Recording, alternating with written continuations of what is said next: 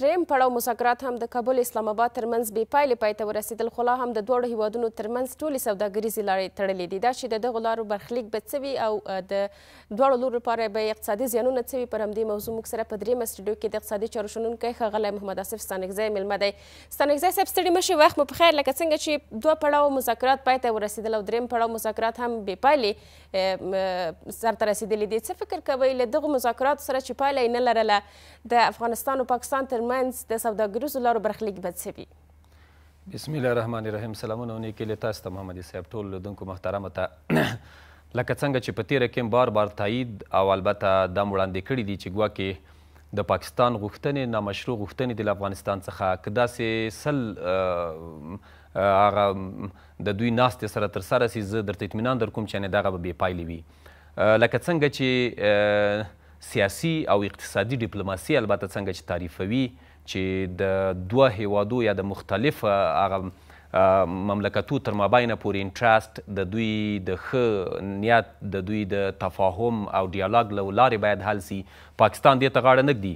که تاسې ګورئ نه یوازې دغه ناستې په دې اواخره کې چې پاکستان کې بعضې ناامني او فشارونه زیات سوي دي، دوی دغه ناستې کوي. په تیره کې دې ناستې ته پاکستان البته نه حاضرېده، اما پخوا کې ورته په سلهاو واره د افغانستان سره بعضې تفاهمونه قراردادونه البته سوي دي د نړیوال تجارت، تر څو وکولی سي شته ستونزې د افغانستان او پاکستان تر مابین البته هغه د نړیوال تجارت ډېرې مهمه ستونزې چې وي البته دغه تفاهمونه لیکل سوي دي محمدي صاحب. اما ورته که ګورو یوه تم عملي جنبه نه ده وراغوستل سوې، اما پاکستان چې کله د خپلو ګټو خوا به کته دغه به عملي کېده، د هغې نه بغیر به البته دغه ستونزې راپرسېره کېدې. د دغسې مشکلاتو له خوا البته اسلامي امارت په دې اواخره کې په خپل معادلو لارو باندې کار کړی ده چې د دغسې فشارو راوستل هیڅ کوم البته اندېښنه د افغانستان دپاره نه ده. تاسې ګورئ دغسې په دې اواخره کې تورخم زموږ غلام خان بندر البته ټول پاکستان سره هغه لارې تړل سوي دي، اما په ټوله کې د افغانستان دننه د غټ اقتصادي آبادو لکه انفلاسیون د افغانیو د بې ارزښت کېدلو لامل هیڅ کومه ښکارندویي البته نه ښکاري په افغانستان کې. نو دغسې ناستې زه فکر نه کومه چې مشکلات دې حل کړي، اما موږ معادلې لارې لرو، افغانستان کار پرې کړی ده، دغه معادلې لارې به وکولی سي د افغانستان د نړیوال تجارت هغه ستونزې حل کړي. ستانکزی صاحب، ښه په داسې وضعیت کې چې لا هم له پاکستان سره اړیکې ترنګلې دي او دغه راز نږدې څه کم یوه میاشت کېږي چې سوداګریزې لارې هم د هر ډول سوداګرۍ پر مخ او راکړه ورکړه پر مخ تړل شوي دي. داسې حالت کې چې زموږ سیاسي اړیکې هم له پاکستان سره ښې نه دي، له اقتصادي اړخه څه تمې لرلی شو له پاکستان څخه، دا چې دغه اړیکې که ونه رغېږي، فکر کوئ آیا اقتصاد لپاره به یوه تکیه ووسي که نه ووسي، که نه افغانستان نور اړ دی چې له دغه هیواد څخه په تدریجي ډول خپله تکیه راکمه کړي؟ که ګورو البته هغه نړیواله ډیپلوماسي لکه څنګه چې اقتصادي ډیپلوماسي تعریفوي، داسې چې ګواکې کوم مملکت هغه دوی اقتصادي وده ښه نه لري، د دوی اقتصادي صحت ښه نه وي، دوی بیا ډېره زیاته تکیه یا فوکس یا ډېر اعتماد په اقتصادي ډیپلوماسي کوي، چې هدف د اقتصادي ډیپلوماسي همدا ده چې د تعرفو کمښت دوه د مختلفو هیوادو تر مابینه پورې د ټکنالوژي انتقال دغه یو بل سره شریکول، البته دوی سره حسن نیت د نړیوالې سرمایه ګذاري د راجذبولو دپاره سهولتونه او هغه لارې او چارې اماده کول. نړیواله ډیپلوماسي یا اقتصادي ډیپلوماسي دا تعریفوي.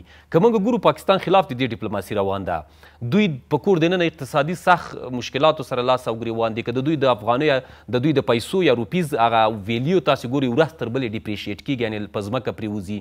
د دوی په کور دننه البته بعضې نړیوالې سرمایه ګذاریانې که ګورئ تښتي، که تاسې وګورئ سریلانکا البته داسې چې چاینا چې په پاکستان کې په کافي حد سرمایه ګذاري کړې وه، دوی په اوس په حالات د فرار کې دي. که تاسې نړیوالې ورځپاڼې وګورئ البته اقتصادي خوا کې دغه سرمایه ګذاریانې اوس له پاکستان څخه تښتي. د دې تښتېدا هغه عوامل یا سیګنلونه دا دي چې دوی اقتصادي ډیپلوماسي غلطه تعریف سوې ده، یعنې د دوی هغه ډیپلوماسي صحیح نه ده، دوی ورځ تر بلې ځپل کېږي. اما زه بیا وایم، په تېره هم تاکید کړی، پاکستان د افغانستان دپاره، افغانستان د پاکستان دپاره یو له نږدېترینو یو له بې د قیمته او اسانترینه مارکیټونه دي په اقتصادي عرصه کې، یو د بل د نړیوال تجارت یو ښه پارټنر دی یو د بل دپاره. که تاسې وګورئ موږ ته انډیا ته یا جنوبي اسیا ته د پاکستان څخه چې وسلیږو څومره یو ګټوره لاره ده دغه په دغه خوا باندې یا په دغه روډ باندې البته زموږ څومره ګټې افغانستان ته راتللی سي. که تاسې د پاکستان کیس ګورئ، منځنۍ اسیا ته نښلول، یعنې د پاکستان هغه اقتصادي ایکسپنشنز ده یا د دوی هغه اقتصادي مارکیټ دې سره لوړیږي، دوی خپل توکې منځنۍ اسیا ته لیږلی سي، نړیوال رقابتونه د منځنۍ اسیا کې البته دوی خپل تضمینولی سي په نړۍ کې. اما زه بیا باوري یم په دې چې اسلامي امارت باید له دغسې خواو څخه خپل فوکس ټول په اقتصادي ستراتیجیانې وکړي، او یوه علامه البته د اسلامي امارت یا یوه ښکارندویي دا کوي چې د اقتصادي او د نړیوال تجارت ستراتیجیانو د تطبیق دپاره باور او اعتماد البته پر اقتصادي ډیپلوماسي ده چې اسلامي امارت البته په دې کړی ده. که تاسې ګورئ په دې اواخره کې د مولوي صاحب برادر، د متقي صاحب دغه تګ راتګونه منځنۍ اسیا هیوادو ته، اروپایي ټولنو سره البته په هڅو کې د دوی فکر ټول پاکستان ته نه ده کړی. پاکستان که څه غلطیانې کوي هغه به البته دوی کاري، د خپل اقتصادي زیان یې ده د دوی. اما د نړیوال تجارت د ستراتیجي د تطبیق دپاره افغانستان خپل ډیپلوماټیک سایټ کې هڅې روانې کړي دي، او دغه هڅې به وي چې بیا به پاکستان منځوی کېږي. درته لیکل درکومه، او د اقتصادي سخت ناورین سره چې مخ د لا به زیات سي.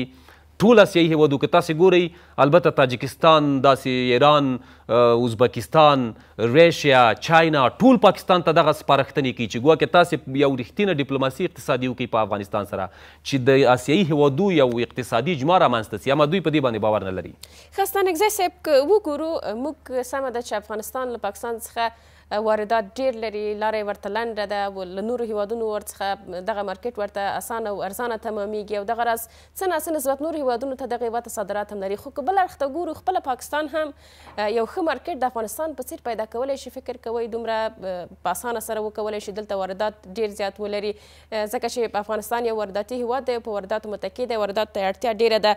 که چیرته افغانستان په یو ډول باندې، په تدریجي ډول باندې دغه تکیه راکموي له پاکستان څخه، پاکستان به کوم زیان وویني؟ که تاسې وګورئ، البته د پاکستان او افغانستان ترمنځ پورې کوم نړیوال تجارت چې په تیره کې ده، او که موږ د تیر کال هغه فګر ته وګورو، یعنې 80% د افغانستان واردات دي له پاکستان څخه. یعنې د پاکستان نړیوال تجارتي بیلانس البته ډیر مثبته د افغانستان لخوا څخه.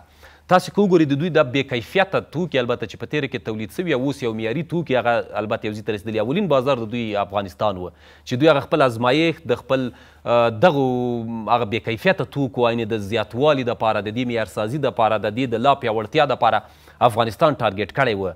افغانستان له دې خوا موږ او تاسې صرف یو زراعتي سکتور ده چې موږ او تاسې زیاته تکیه په پاکستان کړې ده. زموږ او تاسې د توکو صادرات یوازینی زراعتي سکتور ده. مرکزي بانک هغه فګر تاسې وګورئ، ټول زموږ زراعتي توکي پاکستان ته ځي. کولی سي افغانستان د دې یو ښه بدیل پیدا کړي. لکه په دې اخره کې ګورئ تاسې ریشیا ته زموږ البته جنغوزي روان سول، ځي دغې خواته روان دي چې مخکې البته پاکستان ته به دغه صادرېده په ډېر کمه پیمانه باندې.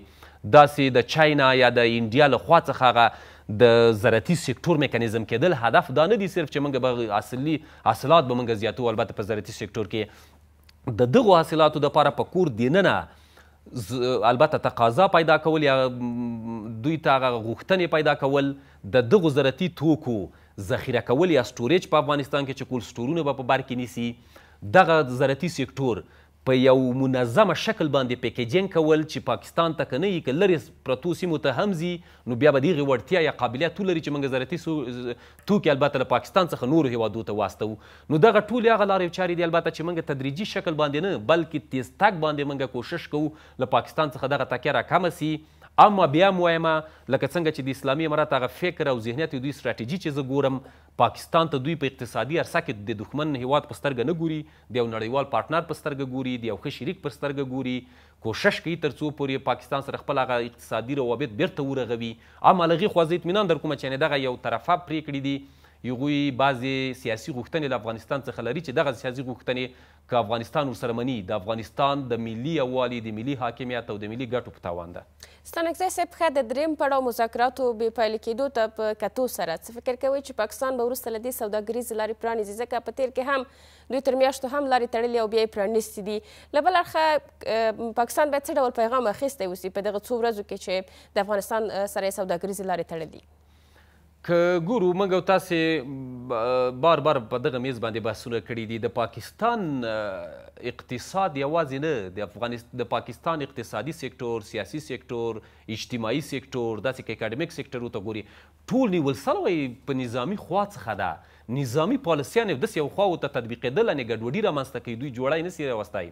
که تاسې ګورئ البته داسې یو اردو چې هغه د نورو هیوادو تر کنټرول لاندې د پالیسیانو هغوی ورکوي د هغې د تطبیق دپاره البته چې ګاونډي هیوادو سره منطقې سره ټولې نړۍ سره البته دوی په کوم رقم انټراکشن کوي په دې اواخره کې یعنې دغه د پاکستان په زیان له تیره را روانه د دوی ښه پوهېږي اقتصاد یې ورځ تر بلې پرېوځي د اقتصادي د ودې دپاره محمدي صاحب که ګورو موږ او تاسې داخلي توکو ته وده ورکول نړیوال بازار موندنه نړیوالو سره مختلفه تفاهمونه لکه د تعرفو تفاهمونه د ترانزیت تفاهمونه نړیواله سرمایه‌ګذاري راجذبېدل دغه اصولو باندې د دې اصولو خلاف پاکستان روان ده. هدف دا چې د دوی اقتصادي ستراتیژي یعنې نظامي سکتور ورته تعریفوي. نظامي سکتور یعنې یو جنګي سکتور د دوی کوشش نه کوي تر څو خلکو ته دوی ګټې راوړي. دوی د خپل خارجي اهدافو یا د سیاسي اهدافو د تطبیق دپاره تجارت له منځه وړي اجتماعي روابط له منځه وړي اکاډمیک سایټونه له منځه وړي. نو زه اطمینان در کومه چې له دغسې قیدادو سره به پاکستان لکه په شکل د سریلانکا مخکې موږ دغه هغه یو اکسپیکټیشن کړی ده ښکارندویي م کړې ده چې یعنې دوی به د سریلانکا کیس سره مخ کیږي او اقتصادي اړخ نه به دوی دیواله سي. یعنې هدف دا چې خپل اپریشن یا عملیاتي بودیجه به ونه لري نو بیا به اخر هغه وي چې دوی به فیل کیږي له دغسې سټراټیجیانو سره. حسن اکزی صاحب موږ په بحثونو کې او تاسې هم یادونه کړې ده چې وخت نه وخت کله چې لارې بندېږي د دواړو لورو ترمنځ نو زیان دواړو لورو ته رسېږي. ویل شوي چې د دغو لارو بندېدو سره تقریبا 25,000 کسان هم پیدنده شوي دي او دغه راز ګڼ شمېر زیانونه هم دواړو لورو سوداګرو ته اوښتي دي. که داسې اټکل وکړئ د افغانستان او پاکستان ترمنځ سوداګرۍ کې خنډ د لارو بندېدل کوم لوری ډېر زیانمنوي زیان چاته ډېر رسېږي؟ 2-3 لسیزې مخکې 100% زیان ټول افغانستان ته ودغه ولې زمونږ یو وارداتي هیواد یو مصرفي هیواد یو البته دغه توکي زمونږ له پاکستان له لارې نه 80% څخه راتلل کراچي پورټ نه چې هغه وخت کې افغانستان ډېر زیان لیده نه یوازې البته په هغه سکتورو کې چې موږ واردات راتله اقتصادي سکتور کې تاسې لیده په تیرو 2-3 لسیزو کې په تیرو حکومتو کې حتی تیرو حکومتونو دومره مجبور وو پاکستان ته چې بعضې سیاسي تحولات به البته د دوی له خوا څخه ورته راوستل کېده. اما په اوسني وخت کې زه درته اطمینان در کوم چې یعنې له افغانستانه به پاکستان ډېر زیان ویني. افغانستان خپل بدیلې لارې اوس پیدا کړي دي. تاسې ګورئ د چابهار له خوا څخه د امریکا هغه قیودات یا بعضې هغه کوم بندیزونه چې پرې لګېده دا لرې کېدل زموږ حیرتانو لار داسې د اسلامي امارت په دې اواخره کې هغه د لارو چارو هغه رغونه تاسې وینئ تیزه چې واخان سره به زموږ له خیره دغه کاریډر جوړیږي. نو زمونږ به البته 100% نه دغه تکیه 5% هم په پاکستان څخه کمه ته راکته کي او زمونږ به مخه ټوله واوړي منځنۍ اسیا هیوادو ته له دغې لارې به څخه موږ البته اروپایي ټولنې خپل ټول هغو هیوادو سره وصل سو چې افغانستان کولی سي دوی سره راکړه ورکړه کوي. نو مکمله شا د افغانستان پاکستان ته سوې ده. نو په اوس دغسې وخت کې پاکستان په سیاسي فشارو په مختلف اقتصادي فشارو د نړیوالو په فشارو لاندې ده کولی سي دوی یوه ښه سټراټیژي یعنې سیاسي و اقتصادي تطبیقېدل او په رڼا ورځ کې یعنې رڼا ورځ هدف دا ده چې دوی باید متحد اوسي خپل قراردادو ته خپل تفاهمو ته دواړو خواو ته احترام ته د افغانستان او د پاکستان بیا کولی سي له دغو ستونزو وځي. اما اوس د افغانستان په دې خوا کې هېڅ مشکل نشته ده زیات تاوان به د پاکستان لوري وي.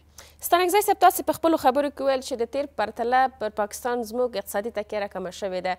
دغه اقتصادي تکیې راکمېدو ته په کتو سره له پاکستان سره باید څه ډول اقتصادي ژبه وکارول شي څه ډول خبرې باید په دې اړخ کې له دې وروسته ورسره وکړی شي؟ لکه څنګه چې موږ تاسې ګورو هغه نړیوال نارمز یا تعریفونه د اقتصادي پالیسیانو سیاستو البته هیڅ دښمن هیواد په اقتصادي عرصه کې د یوه هیواد نسته ده. اوس موږ هم پاکستان ته د اقتصادي خوا څخه که دوی په موږ باندې البته جغرافیایي هغه زیاتی کوي دوی اټیک کوي په افغانستان باندې بیا زموږ هغه سیاسي اړخ ده چې دوی سره په کومه خوا باید جواب ورکړل سي او همدغسې جوابونه چې ورکړل سو په نقطو کې بیا باید جواب ورکړل سي چې یعنې د افغانستان جغرافي او خلکو ته دوی باید د عزت او احترام په سترګو وګوري. اما اقتصادي خوا کې موږ انعطاف ښیو لکه څنګه تاسو چې اسلامي امارت ګورئ یعنې که دوی اوس په البته دغه پوینټ کې چې بولده کې البته د افغانستان او د پاکستاني د نظامي خواو کې نښته سوې دوی څه جواب نه ورکوي. یعنې اسلامي امارت دلته د اقتصادي خوا کې انعطاف ښیي او دغه انعطاف د نړیوالو نارمز او سټراټیجیانو یوه ښه بیلګه ده چې کولی شي خپل اقتصادي هغه وزرونه وغوړوي، خپل اقتصاد وغوړوي. افغانستان په اقتصادي عرصه کې هیڅ دښمن هیواد ځان ته ونه لري. نو پاکستان ته موږ په نرمه ژبه اقتصادي خوا کې په ښه پالیسي، نرمه پالیسي د انعطاف قابل قبوله فلیکسیبل پالیسي کې موږ پاکستان ته اوس هم اول ورکوو، په همغې سترګه ورته ګورو. هر کله که دوی بدلیږي خپلې پالیسیانې له نظامي سکتور څخه اقتصادي سکتور ته ورکوي او د هغې تطبیق بایلیټرل ګټې تضمینوي، موږ بیا ورسره په ښه سترګه ګورو او په دغه کې د افغانستان البته سټراټیجیکې ګټې دي.